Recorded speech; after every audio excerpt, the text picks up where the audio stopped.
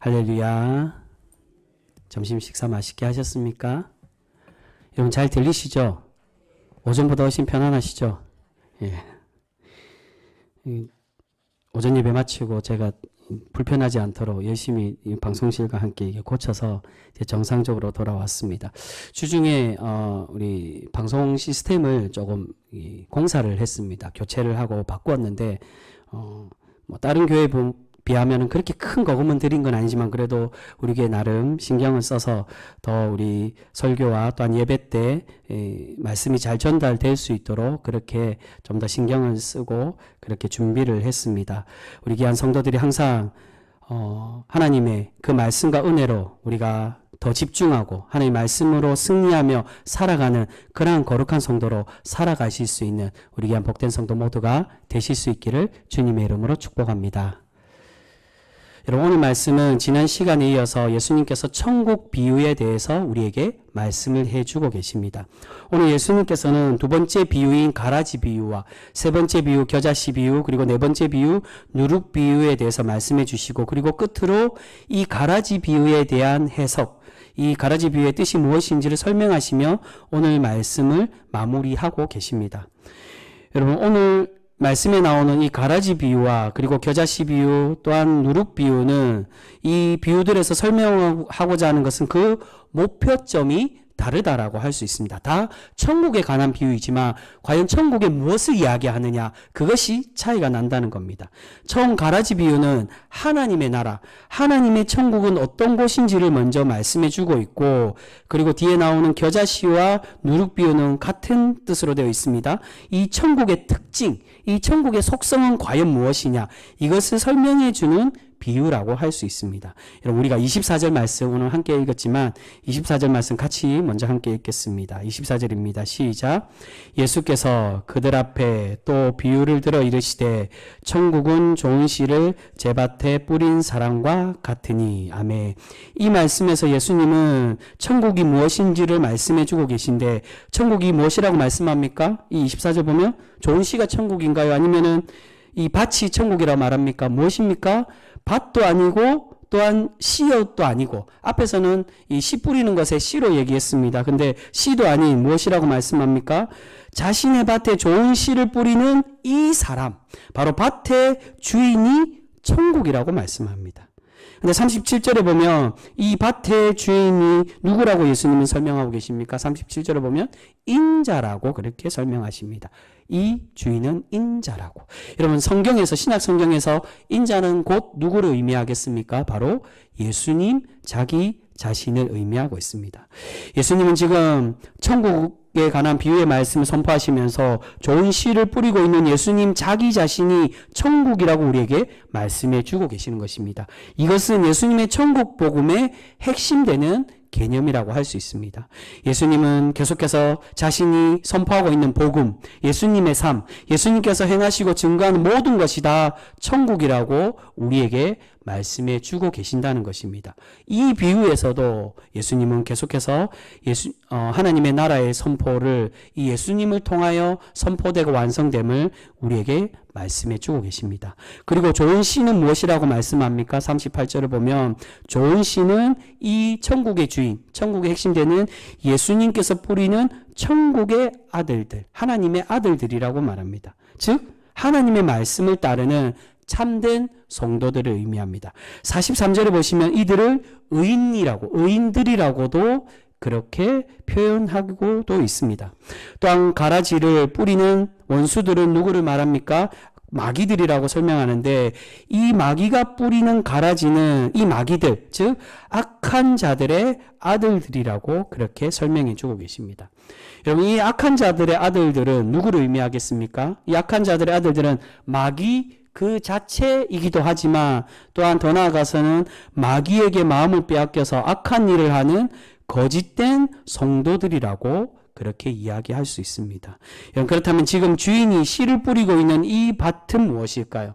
38절을 보시면 38절에서 이 밭은 세상이라고 이렇게 말합니다. 이 세상에 하나님의 거룩한 하나님의 아들들, 하나님의 성도들, 하나님께 칭찬받는 그 자녀들을 세상에 뿌려서 주님의 나라를 확장하고 선포하고 계신다라고 말합니다. 근데 여기서 38절에서는 예수님이 세상이라고 말하지만 더 세밀하게 이야기하면 이것이 세상보다는 더 축소된 교회라고도 볼 수 있습니다. 지금 세상에서도 하나님의 아들들과 마귀들의 아들들이 있지만 이들의 분쟁과 다툼은 세상보다는 교회 안에서 더 많이 일어나는 것을 볼 수 있습니다. 그렇기에 이 밭은 넓게는 세상이지만 좁게 세밀하게 보면 교회 아니라고도 볼 수가 있습니다. 그런데 이 천국의 주인 대신 이 밭의 주인이신 예수님께서 세상과 교회에 하나님의 아들들인 거룩한 성도를 뿌렸다라고 말씀합니다. 그런데 사람들이 잠이 들었을 때 어떤 일이 생겼습니까? 원수인 마귀들이 자신의 악한 아들들인 즉 가라지를 뿌려서 이 알곡들과 하나님의 아들들 이 좋은 씨들과 이 가라지를 함께 뿌려서 자라게 했다라고 설명합니다. 이것을 본 주인의 종들이 가라지가 생긴 것을 보고 이것을 뽑아야 될지 주인에게 질문을 하고 있습니다. 그런데 예수님은 이 밭의 주인 되신 예수님께서 어떻게 대답해 주고 계십니까? 그 대답이 29절 말씀입니다. 우리 29절 말씀도 같이 읽겠습니다. 29절입니다. 시작. 주인이 이르되 가만두라 가라지를 뽑다가 곡식까지 뽑을까 염려하노라. 아멘. 실제 농사를 지을 때 여기서 말하는 가라지는 독보리를 의미한다라고 합니다. 독보리는 완전히 자라기 전에는 다른 보리, 다른 밀과 비슷하게 보입니다. 근데 완전히 자라게 되면 어떻게 됩니까? 이 독보리가 검은색으로 변해서 진짜 알곡의 보리와 그리고 독보리, 이 보리가 아닌 가라지와는 쉽게 구별할 수 있게 되어진다는 것입니다. 사실 제가 이 말씀을 준비하면서 이 농사, 이 베테랑들 앞에서 이 농사에 관련된 이 얘기를 하는 게 굉장히 좀 송구스럽고 좀 쑥스럽습니다. 제가 얘기하는 게 맞죠? 여러분, 우리 보통 보리 농사나 하면은 이게 가라지라고 하는 게 나중에 까만색으로 변하게 되는 게 맞습니까? 성경과 주석에서는 그렇게 표현을 합니다. 근데 이 나중에 겨자씨와 또한 이 밀가루 서말에 대한 말씀도 그렇게 표현하지만 우리의 상황과는 사실은 이스라엘 상황과는 조금은 차이는 날 수가 있습니다. 이스라엘의 상황에서는 이 가라지는 독보리를 이야기하고요. 그 독보리가 추수 때는 까맣게 알이 맺혀서 진짜 알곡인지 가라지인지 쉽게 구별이 된다는 겁니다. 그렇기에 마지막 때인 추수 때 이 알곡과 가라지가 쉽게 구별되기 때문에 그때서야 이 두 종류를 알곡과 가라지를 구별해서 이 가라지는 모두 불태우라고 말씀하십니다. 지금 예수님께서는 하나님의 아들들과 마귀의 아들들을 구별하는 방법과 시기를 말씀해 주고 계십니다. 그런데 여기서 예수님과 추수꾼인 천사들이 누가 가라지인지 과연 모르고 마지막 때까지 기다리라고 그렇게 말씀하실까요? 여러분, 예수님은 분명히 알고 계십니다.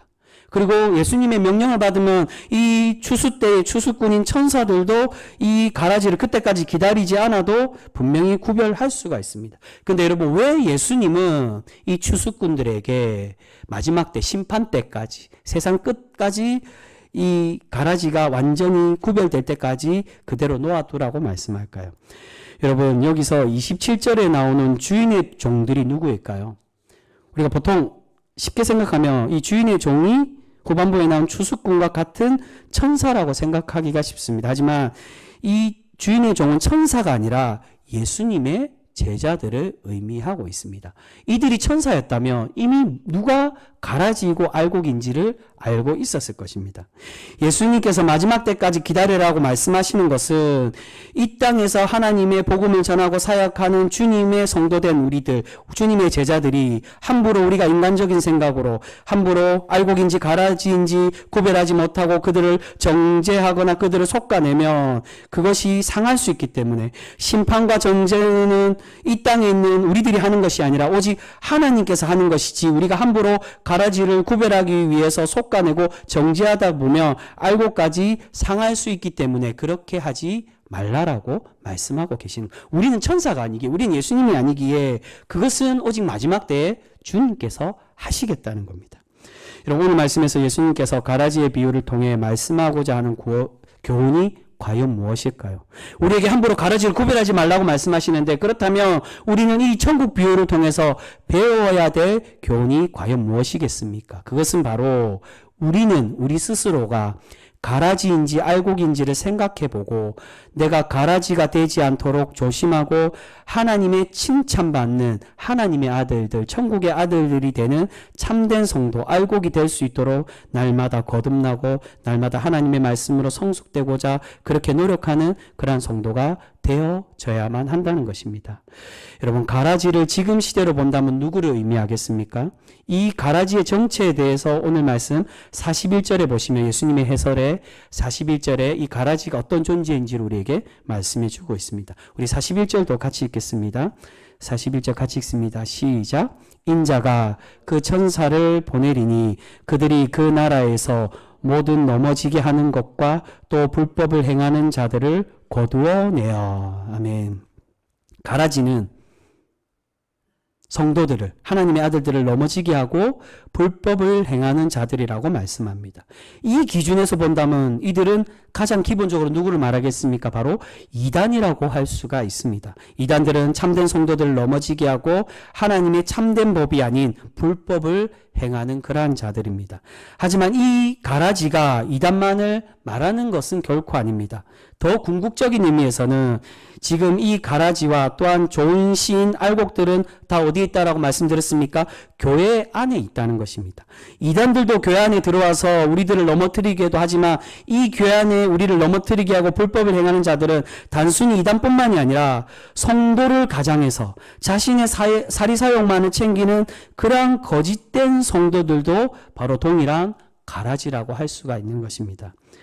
여러분, 가장 기본적으로 이 가라지에 대한 교훈은 이 시대를 살고 있는 목회자들이 가장 먼저 듣고 깊이 반성해야 될 말씀이라고 할 수가 있습니다. 여러분, 이 시대에 저뿐만이 아니라 저도 마찬가지겠지만 교회에 하나님의 일꾼이라고 택함받고 부름받은 그러한 하나님의 목회자, 하나님의 일꾼이 가라지와 같은 그러한 행동, 지체를 넘어뜨리고 성도를 낙심케 하는 그러한 하나님의 부족한 일꾼들이 많이 있는 것을 보게 됩니다.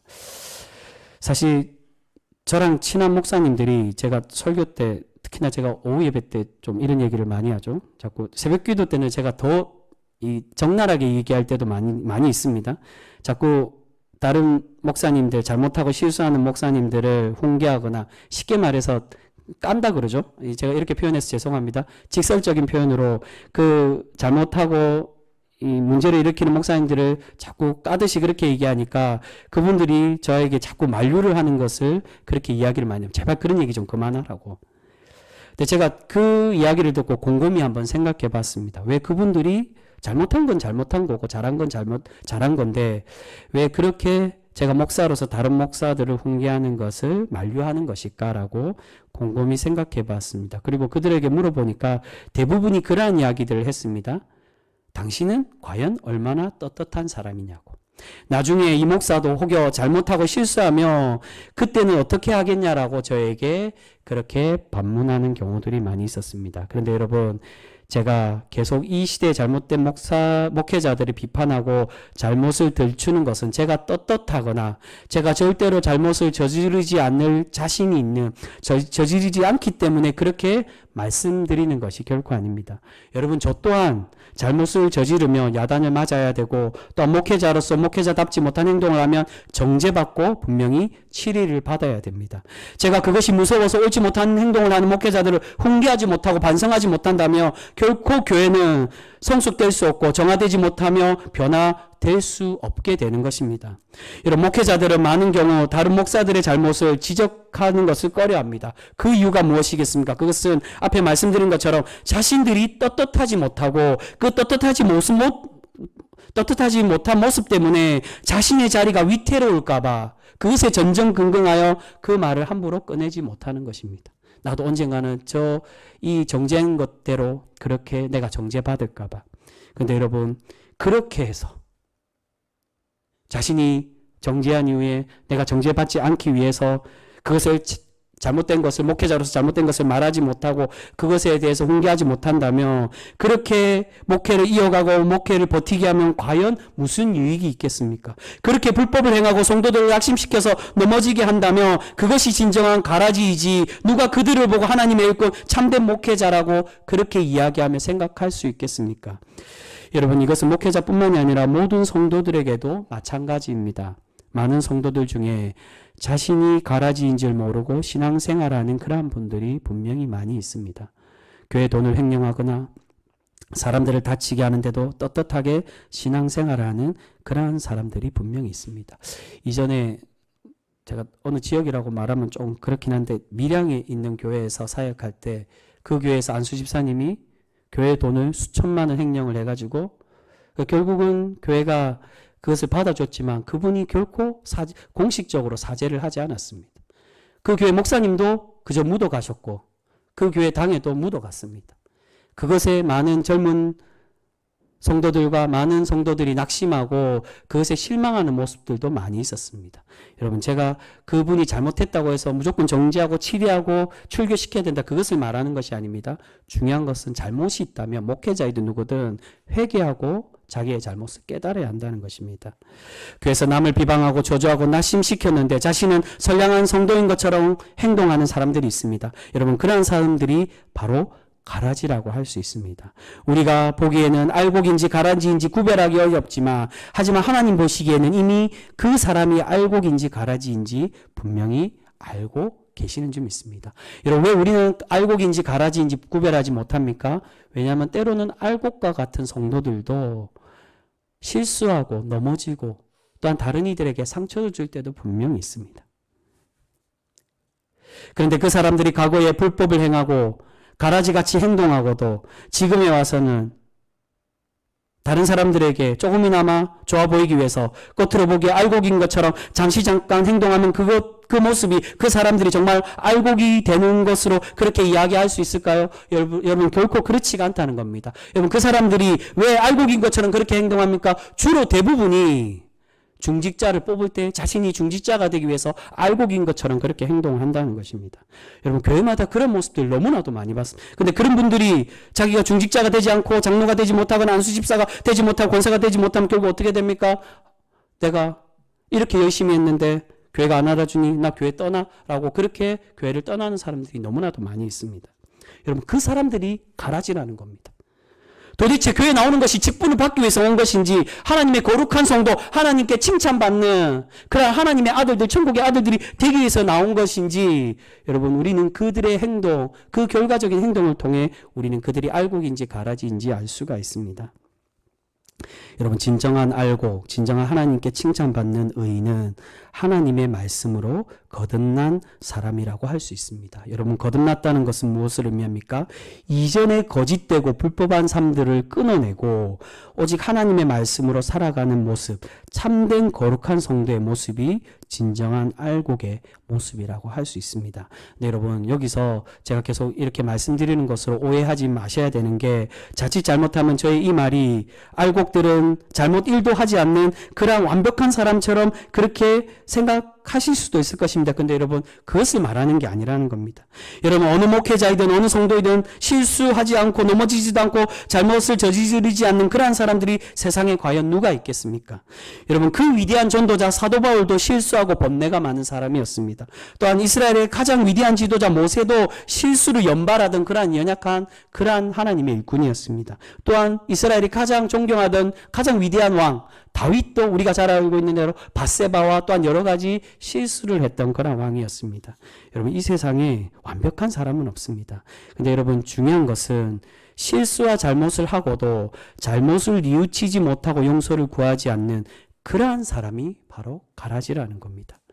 주님은 그러한 사람을 구별하시겠다는 겁니다. 성도들 중에도 실수할 수 있습니다. 근데 진정한 가라지는 자신의 양심에 그러한 잘못을 뉘우치지도 못하고 거짓된 모습으로 여전히 떳떳한 것처럼 거룩한 것처럼 그렇게 살아가는 사람. 주님의 마지막 말세 때가 되어도 주님 앞에 머리 숙일 줄 모르고 자신이 거룩한 것처럼, 나는 자격이 있는 것처럼, 나는 하나님의 일꾼으로 세움받기 합당한 것처럼 그렇게 꾸미는 사람, 그들이 바로 가라지라는 것입니다.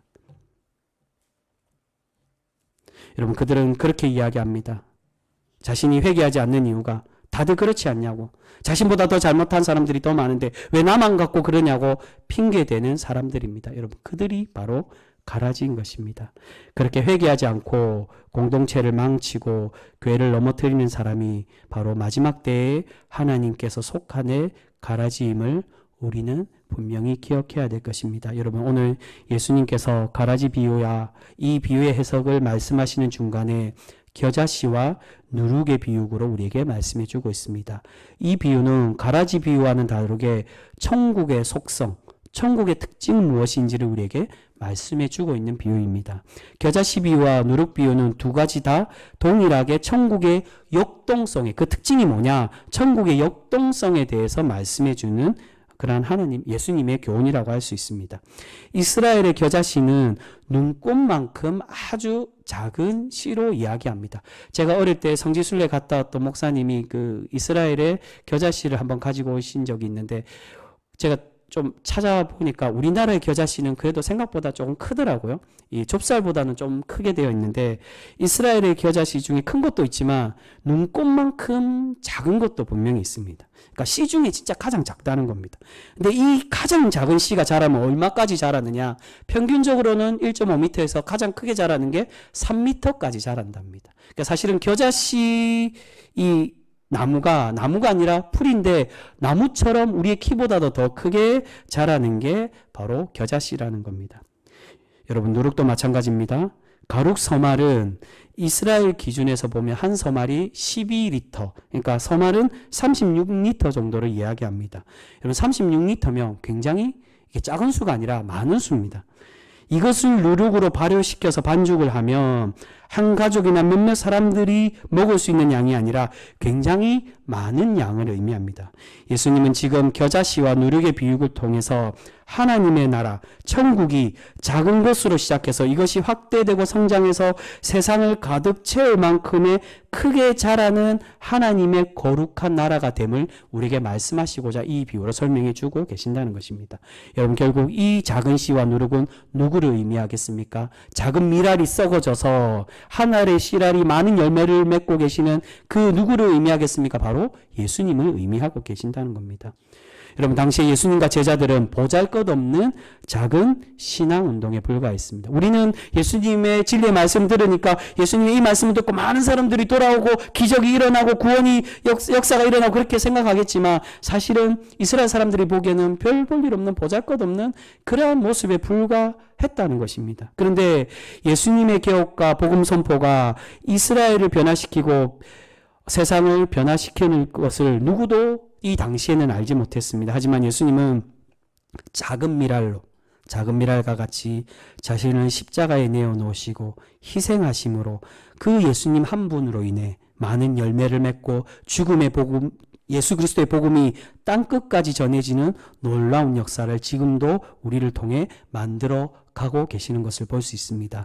여러분, 바로 겨자씨와 누룩이 확대되고 성장하는 것과 같이 예수님은 예수님을 통해, 예수님의 복음을 통해, 그 복음을 따르는 하나님의 천국 백성을 통해 이 천국을 그렇게 만들어 가시고 또한 그렇게 만들어 가라고 우리에게 이 비유로 설명해 주고 계신다는 것입니다. 사랑하는 성도 여러분, 우리 주님은 우리 모두를 하나님의 알고 천국의 자녀로 택하여 주시고 우리를 그렇게 불러 주신 줄 믿습니다. 이제 우리가 알곡이 되느냐 가라지가 되느냐는 바로 우리에게 달려 있습니다. 우리가 여전히 부족하고 날마다 실패하고 실수하는 존재이지만, 그럼에도 한 걸음 한 걸음 변화되고 성숙되려고 노력할 때 하나님께서는 그 작은 노력을 보시고 기뻐 받으시고 우리를 하나님의 거룩한 존재로 날마다 우리를 세워가 주실 줄 믿습니다. 여러분, 우리 모두가 세상을 변화시키고 우리 교회를 성숙시키는 겨자씨와 같은 천국의 아들들, 알곡이 되는 그러한 성도 우리 모두가 되실 수 있기를 소망합니다. 우리가 그렇게 하나님의 선한 말씀으로 우리 교회를 변화시켜 갈 때 우리를 하나님의 칭찬받는 성도로 날마다 우리를 세워가 주실 줄 믿습니다. 여러분, 오늘 우리가 함께 읽은 가장 마지막 말씀에 우리 주님은 의인들은 하나님의 나라에서 해와 같이 빛나게 될 것이라고 그렇게 약속해 주시며 말씀해 주고 있습니다. 우리가 그의 약속을 받은 그러한 하나님의 알곡과 같이 하나님의 나라를 확장시키고 하나님의 나라에 빛을 내는 그런 복된 성도로 날마다 살아가실 수 있는 우리 귀한 거룩한 성도 모두가 되실 수 있기를 주님의 이름으로 축복합니다. 기도하겠습니다.